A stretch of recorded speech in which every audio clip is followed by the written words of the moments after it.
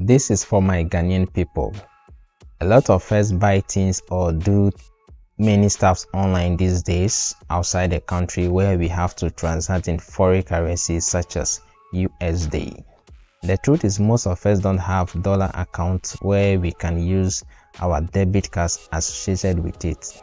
This means whenever we use our local debit cards for transaction, there is a currency conversion and the rate is high, even higher than the exchange rate you see on the board when you visit a bank.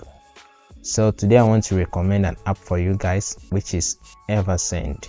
This app is easy to use. You can quickly create your virtual USD card and use it anywhere online. I've been using it for some time now and it is great. You can load your funds using mobile money, USDT or debit card.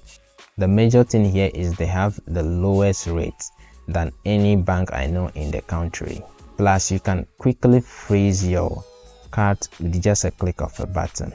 They do support other few African countries, but I can't speak for your rates, so you have to check that yourself. This app can be found in the Play Store or the App Store, so do check it out. And if this video helps you, make sure to like, share with somebody and subscribe for more.